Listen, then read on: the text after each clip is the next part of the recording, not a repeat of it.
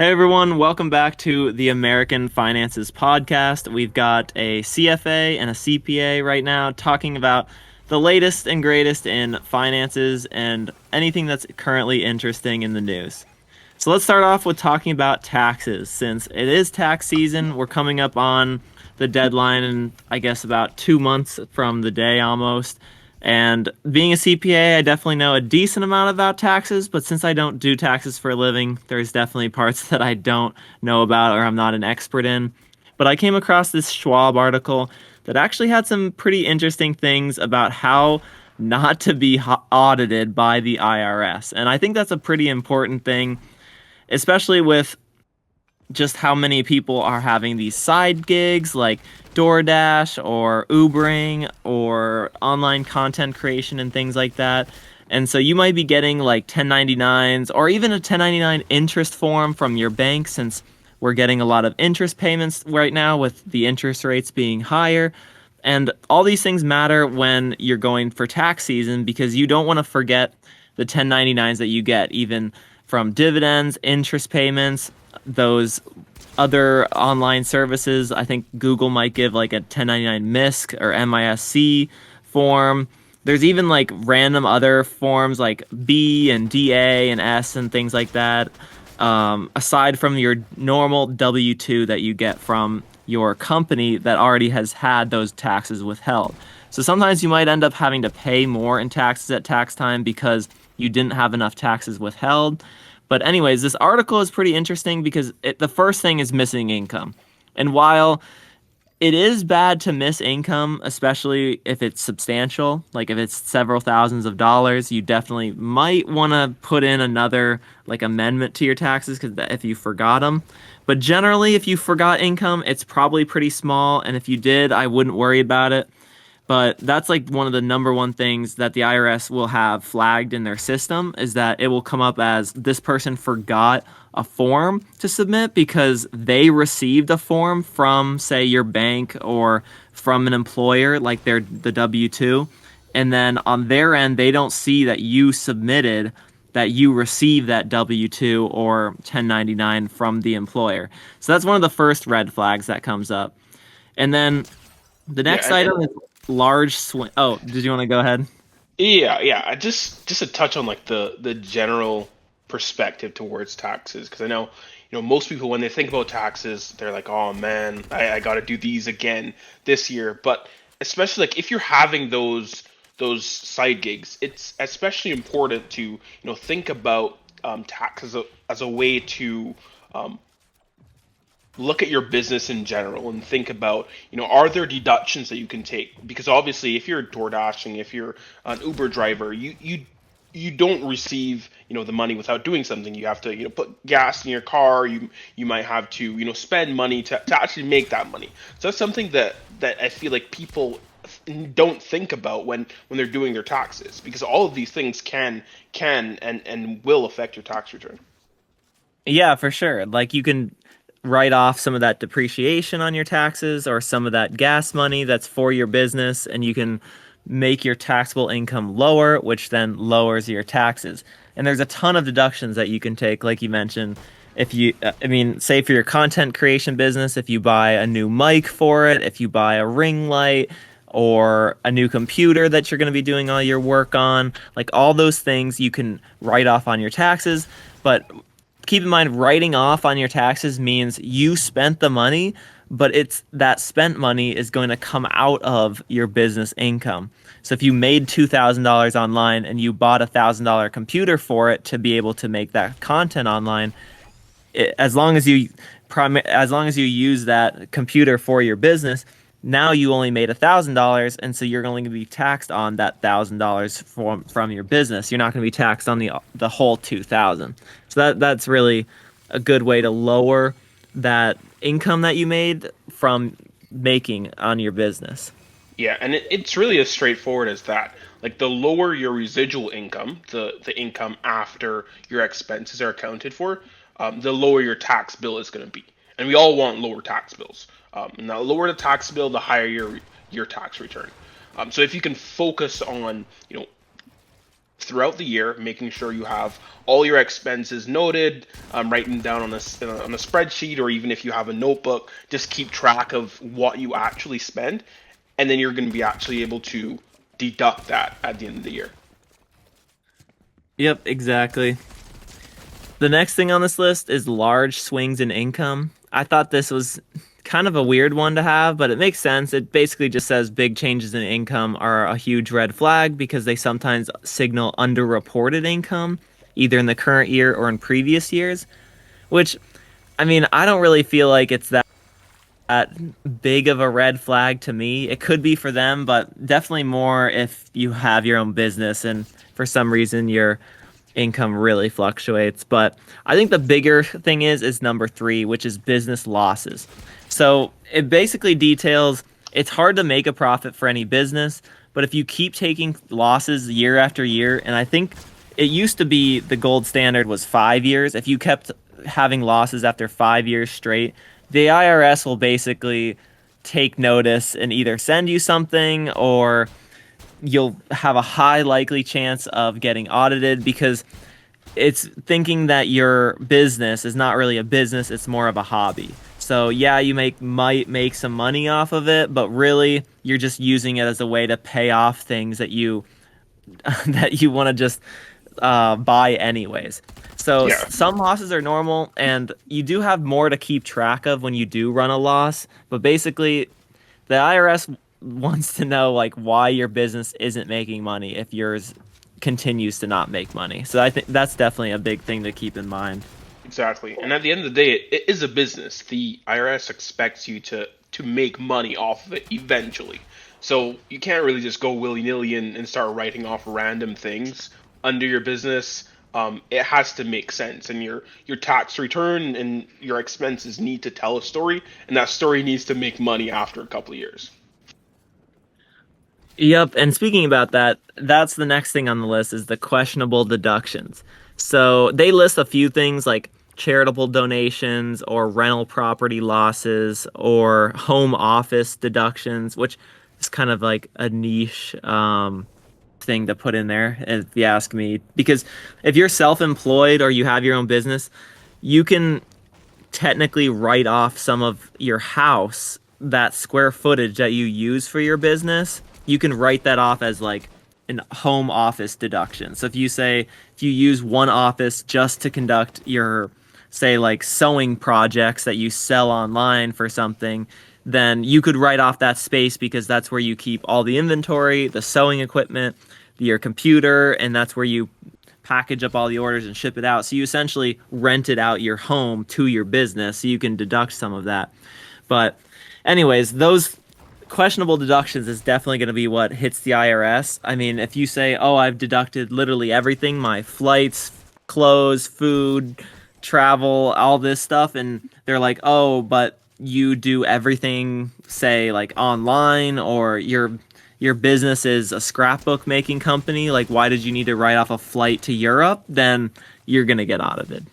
Exactly. And the key thing is that, like, again, like it needs to make sense. You can't be, a DoorDash driver and trying to write off a Gucci bag. That doesn't really align, and the IRS is going to know that. It's going to see. They're going to look at your receipts, look at your expenses, see the nature of your business, and if it doesn't align, you're going to get audited sooner rather than later. Yep, and you definitely have the ability to like fudge the numbers and try to hide purchases that you make, but usually that comes back to bite you, and if they ask for receipts, then you'd have to start making up receipts and trying to show things that never existed, and then it's going to be a pretty big penalty at the end of the day. Exactly. But that's all the article talked about. I guess we could go into the next topic that I was interested in, which are about new car payments. I did a recent video on this where the average new car payment is $700 a month, which is crazy to think about because a lot of people, I mean, they see the new cars, they want a new car, or even like some of these luxury vehicles that are 4 years old or 5 years old are still $700 a month. And I feel like the really harsh truth is that people cannot afford a relatively new car right now on most people's incomes. Yeah, and no, they can't. And it's definitely the type of thing which could become a status symbol trap. You buy a car because things are going well. You might be able to um, think ahead and finance it for the next couple of years, but you really don't have any room to grow. You might not have the capacity to buy a house, and when rent increases, you're going to want to hedge against that expense, seeing that that's reoccurring. Um, and a key thing to note when you buy a new car, and we talked about this a bit last week, is when you purchase a car, it's like what, 20% depreciation or almost 20% in the first year. You can become underwater on that car really quickly, where the value of the underlying vehicle becomes significantly lower than your remaining loan balance. And that's not where you want to be in any financial position. Yeah, exactly. And no matter how you're trying to fund that new car purchase, it's not going to be a good idea, and you should just look for a used one, look for older ones. And honestly, I don't know if you've been looking at the car markets right now, but the 2017 cars, even though they're 9 years old, you can actually find a decent amount of 2017 cars that are well kept, low-ish miles, and actually a reasonable price for a fairly luxury vehicle. Like I was looking specifically at the Teslas, and like a Tesla Model S, which back in 2017 would run you probably close to 85, $90,000. You can get a pretty low miles Model S 2017 that's almost like top of the line back then for about like 25, $30,000. Oh, it's So not bad. yeah, that's pretty good. And that's for what I would call a luxury vehicle. So if you can get a luxury vehicle that's 9 years old, has all the technology that Teslas have, which is pretty nice. I mean, they had updated screens that you can, I mean, they've got all the gadgets and gizmos as you'd say in the car. It's got decent range as well. And it used to be a high luxury vehicle in 2017, and you can get that for under 30,000 now. That's solid.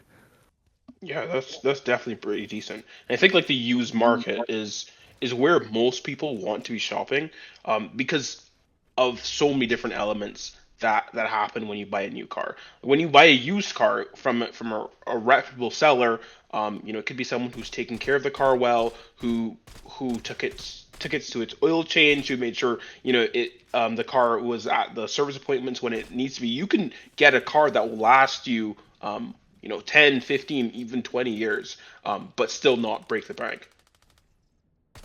Yep.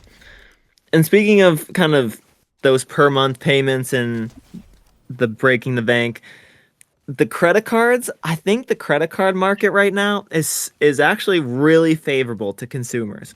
Like believe it or not, even with all the stuff that's going on in the government right now, I think that there's a lot of competition in the credit card space and a lot of different ways for consumers to honestly help their finances significantly, but also get them into a lot of trouble and make them go down the rabbit hole of death.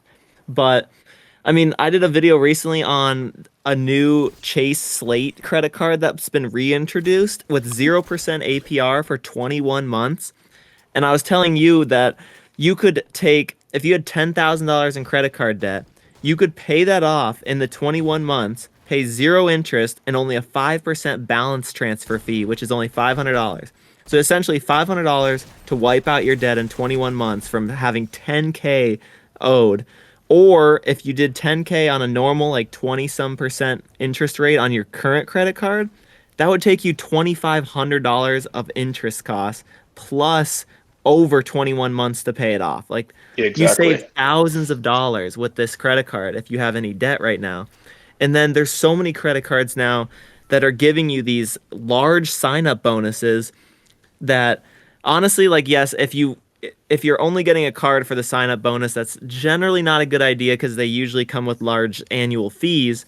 But if it works with your spending, and say you have to buy a new washer dryer set or something like that, or a new piece of furniture for your house, or even if you're buying a new car and and hopefully it's a used car, but if you, most car companies will let you put down like a certain amount on the car. So you could probably put down $3,000 on your credit card as long as you're planning on paying it off, and then get this sign up bonus from the credit card that essentially could give you free flights for a couple times. I mean, I think Capital One's was like around 75,000, 80,000, even 100,000 miles. And believe it or not, like you can get flights across the country for like 30,000 miles. And if you could find that, that's like three free flights. Yeah, that's pretty sweet. I think I was looking into it last year, and this is when Chase had an offer. They were giving out, I think, 100,000 points to new customers who were going on their card. And I think when I did the math, you could actually get two round trip flights from the U.S. like around New York, basically, two round trip flights from New York to Japan, using those points. And I mean, if you know what That's you're doing, huge. if you look, yeah, that's crazy. So if you're doing your research, if you're being diligent about also paying back the credit card debt and knowing when those interest payments will start accruing, you can actually make it out pretty well with some of these offers. Yeah, definitely. And especially for those purchases that maybe become unexpected that you have to pay. Say you have a ridiculously high medical bill for some freak accident that you had that you never thought was going to occur. You could put it on that Chase Slate card, pay the whole medical bill, say it's $5,000, and then you've paid off the medical debt, and then you pay that over 21 months and you pay $0 in interest, and you don't feel like you're being crushed by medical debt, and your credit score doesn't suffer, and everything's good. Yeah, and I think that bodes well and gets plays well with the notion around credit card interest rates and where they're at right now. I know there's been a lot politically going back and forth between the current administration and U.S. banks and wanting to lower credit card interest rates from where they're at right now. I think you mentioned they're 20 something, some are even at 30% interest rates. That's right. Wow, yeah, I think the high end is like 30, 35, maybe even, which is Yeah, and so and high. yeah, that is it's crazy to think about to have that interest accruing because obviously this is not where you're. This is not going to be a place that you want to have your debt stored long term. You don't want to be taking out tens of thousands of credit card debt because it's going to hurt you in the long run, no matter what. But if you can be strategic about when you're paying it off and not taking off too much and making sure you're hitting the rewards, you can come out of the situation pretty well. Like for me, I've had my credit card open, I think about 7 years now, and I've never paid a single dollar in interest. But I've been accruing credit card rewards every single year, and it's just been increasing. So if you can, schedule out, when you need to pay it off, not never forget, pay it off on time, and collect your rewards. You can, plan a vacation, go somewhere on a company's dime. Yeah, honestly, so my parents were a big proponent of not using auto pay on credit cards, and I think that they're actually wrong because in this day and age, you can set up your credit cards to notify you of every single payment being made. And if you set that up, you should just have auto pay on so that you never miss the payment. It always pays on time, and you can see every single transaction that happens because you're sent a notification to your phone. I think that's only wouldn't work if you had maybe like a business credit card that you get so many payments through it that you can't possibly look at every single one. But otherwise, for most people, you're not going to be buying things like every 5 minutes. So you're going to be able to look through every payment that comes in. And if there's a problem, you should just deal with it right then. Yeah, and I think that's super important, even from a fraud perspective. If someone steals your debit card and then goes on a spending spree, and then you look back at your card and realize, you're in the whole $10,000, you would have wished that you had a notification pinging you, letting you know that this is happening, so you can go ahead and lock your card. I think that's what's super important. Like, it's not only the notification benefits that credit cards offer, because I know some debit cards offer them too, but there's also like from a liability perspective, giving you coverage on insurance, giving you coverage on if someone steals your card and if fraud occurs. That's something that you can't really put a price on, and that may help someone out there who might run into that type of issue. Yeah, for sure. Can't stress it enough how much debit cards are a liability and dangerous, and credit cards are not, because credit cards, there's so much stuff you can do. You can limit the amount you can spend. You can get notified for every single thing. You can freeze the card easily. People can't spend money that you have. That's like the biggest thing is if they take your debit card, like you said, and buy something, that money is gone. The credit card company has insurance behind it. So if you notice something was bought with your card and you don't want it to be bought with your card, then you can say, hey, this wasn't me and get it nullified off your bill. But you can't with debit cards. And credit cards offer so many rewards with it that it just makes sense. It doesn't make sense to not use it. It's free money that you can pay back later, so you don't need the money right now. And then on top of that, you get a percent back on everything that you buy. So why not get another 2, 3, 4, 5% back on buying things and be rewarded? I mean, last year, I think just using the Costco City card alone, I got $200. And that's basically just spending money on gas, some food items at Costco, and that's it. And amazingly, that gets you $200 on normal spending. Like that's $200 that you never would have had if you spent it with a debit card. Wow, that's pretty good. I think I had some similar rewards last year because I do have an old credit card from Bank of America that I use, and it gives me cash back on certain transactions. And I think my total rewards um, that I received last year, and this is cash in hand. Every single month, I go into the app and they direct deposit me my rewards into my account. I think last year it was around $400 that I received. So you can make some decent money in rewards depending on the credit cards you have. Yeah, exactly. And then you can either treat yourself or treat it as like an extra $400 that you can put into your retirement account or fund your Roth IRA or something. Yeah, exactly. I mean, now that And I I think think about it, $400 if you had an HSA, that would cover a third of your HSA investment for the year. yeah, wow. Off When of you put just it like that, yeah, it's yeah, pretty interesting. off of just living. Yeah, Like it's not yeah. it's like, "Oh, I needed groceries and gas this year. Oh, it paid for a third of my or a fourth or whatever of my HSA." Like that's so good. I do remember you telling me about this one card that you used to pay off rent, and I thought it was the strangest thing I've ever heard. Can you tell me a bit about that again?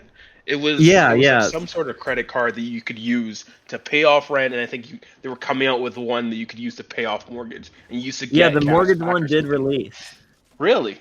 Yeah, so you can go get it right now. They have a free card that so no annual fee. It's from Bilt, BILT, and I think so you go on, you apply for the card, and then how it works with paying your mortgage. So you can actually pay your mortgage, your utilities, even I think your cell phone bill if you have certain providers.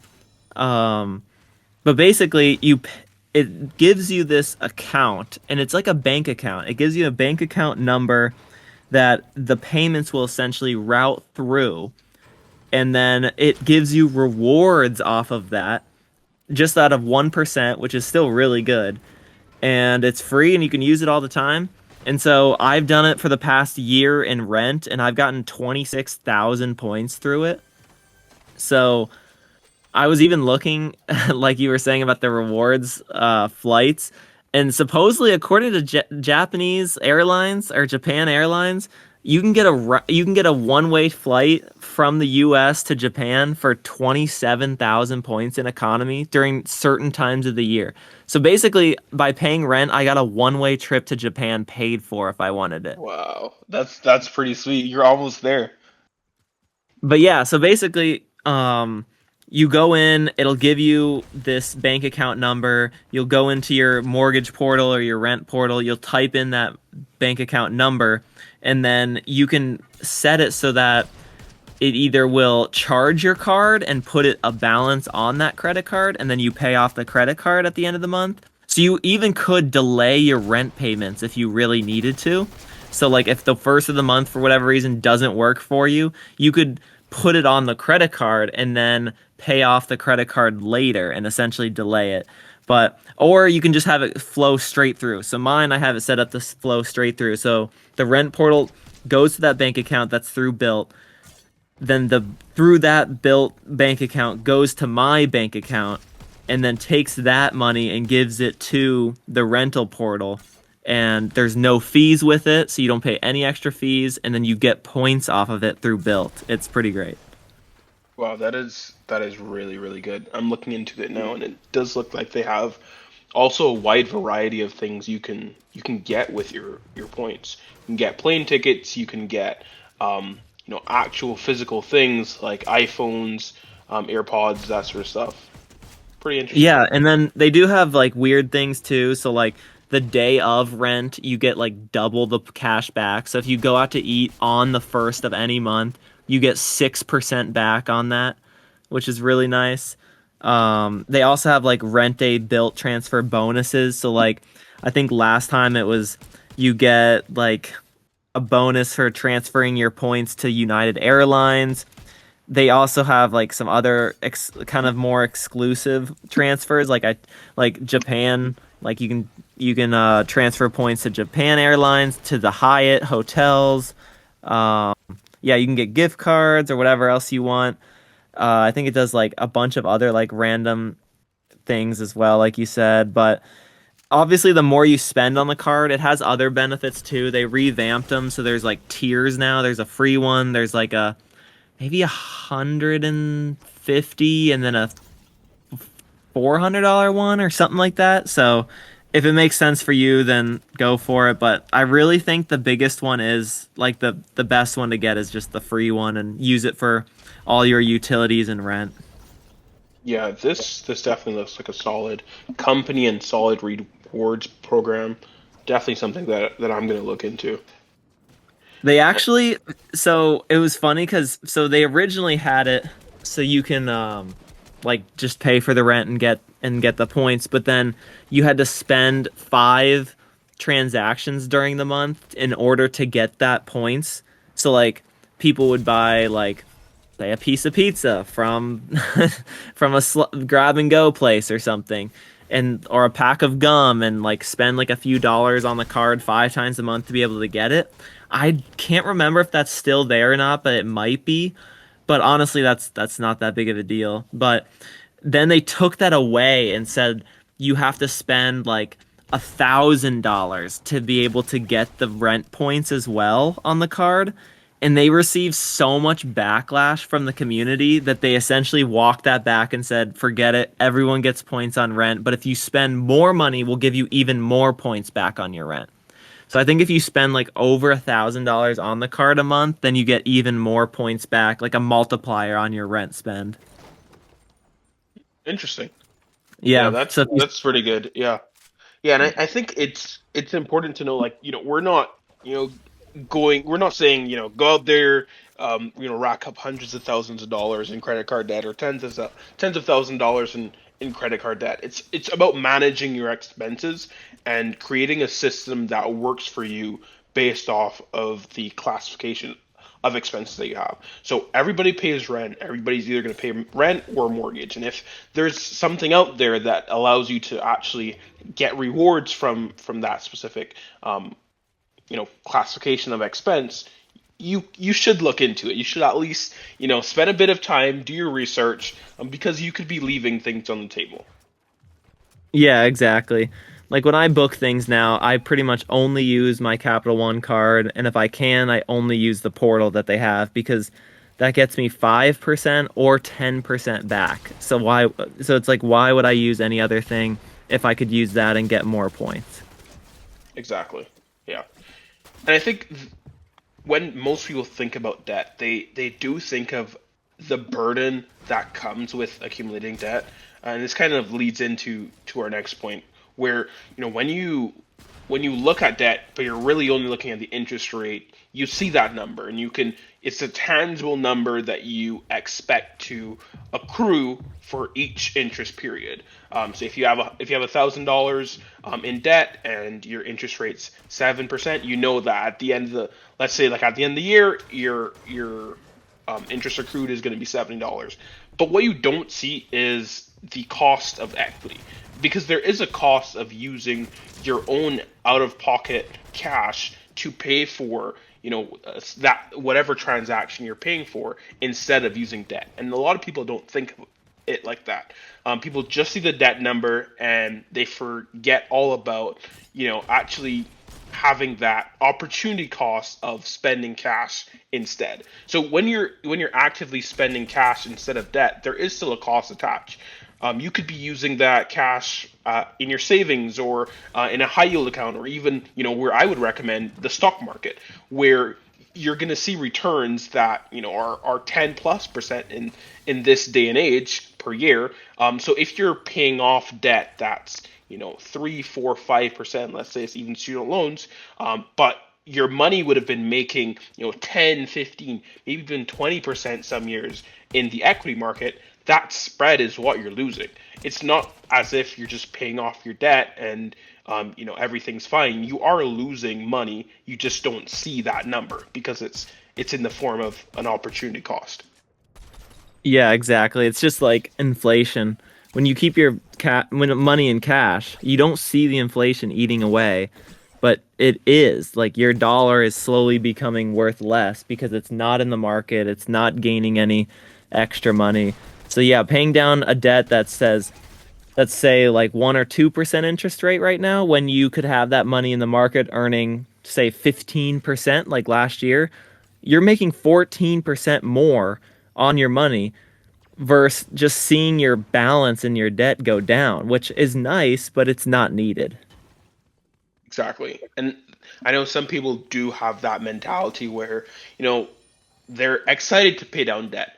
But if you run through the numbers, like let's say you take $1,000 and that $1,000 is at a debt is at an interest rate of 2%, or you could take that $1,000 and put it into the stock market and have that return 15%. That compounded over 5 years, 10 years, sometimes even 20 to 30 years, it's significant. Not even close to it's not even close and comparable to paying off the debt. Yep, exactly. Yeah, you gotta be thinking a little bit more strategically, and I think a lot of people don't think past the numbers that are right in front of them. They see the debt numbers, they see how much they make, they see what they want to buy in a car, in a house or something, and they see how can I get that? And it's like you got to think a little bit long term, a little bit more strategically of where should I put my money now to hopefully get more later to then be able to buy this and afford that, rather than just the immediate like almost satisfaction, like the kind of like dopamine hit of, oh, I paid off that loan, or I paid off more of my student loans, even if it's a bad idea technically at the time. Exactly. And I think you touched on a key point there. It's really psychological wins versus mathematical wins. Like at the end of the day, there are going to be people out there who feel a relief, a sense of relief when they pay off their debt, but at the same time, they might be harming their themselves mathematically. And you have to question, what do you want your personal finance brand to be based about? Do you want it to be based on behavioral and psychological wins, or do you want it to be based off of returns and mathematical wins? And it's important to note that these things are going to impact you in the long term. If you're young, if you're in your 20s, if you're in your 30s, and you want to retire in your 60s, these habits you need to build now, because you're going to see them pay off later on. Yeah, and I think that's the hardest thing, especially even with finance. You see it all the time with people investing in stocks or what have you, and they see, "Oh, I made all this money." Well, that's great, but technically you haven't made it until you sell. So are you going to sell and take the gain and think, I'm going to put this money elsewhere that I think is going to make me more money? Or are you going to let it ride because you think it's going to continually making you money? Like, for example, if you put it in the market as a whole, that's why I suggest a lot of people just invest in VOO or SPY or whatever, the index, the S&P 500 index as a whole, because they don't have to manage that money over the long period of time. If they buy that stock at 20 years old, they're most likely going to still own it or still want to own it at 60 years old. But if you buy, say, BlackBerry in 2000, you're really taking a risk because if BlackBerry's not around in 2025, when you're 25 years later or years older, you're going to have to decide when you want to sell that stock and take the gain or take the loss. And I think that's such a hard psychological barrier for people to get over because they don't want to take the win because they want to see it keep winning. And they don't want to take the loss because they hope that it gets to be winning one day. And so, yeah, there's a lot of just psychological warfare that happens in finance. Yeah, and that really happens and is highlighted the most when you're buying single name stocks. You have that heightened volatility, but you also have that heightened potential return. Um, and most people, I'm talking, maybe 80% of people out there, it might just be best just to, as you said, buy VOO, buy some SPX index, and just keep your money in there rather than singling out individual names and being exposed to that idiosyncratic risk. Yep, exactly.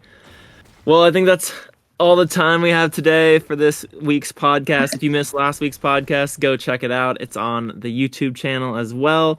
If you have any suggestions or things you want to talk about, please let us know in the comments or on any of our socials, and we'll talk about them next time on the pod. If you guys are interested in talking with us one-on-one or in more specifics, we do have a Discord that you guys can join, so look out for that link. And we talk about everything on there, and you can access all the information that we have or whatever else all the other members also like to talk about on there. But that's been it for this week, guys. Thank you for tuning in, and we'll catch you in the next one.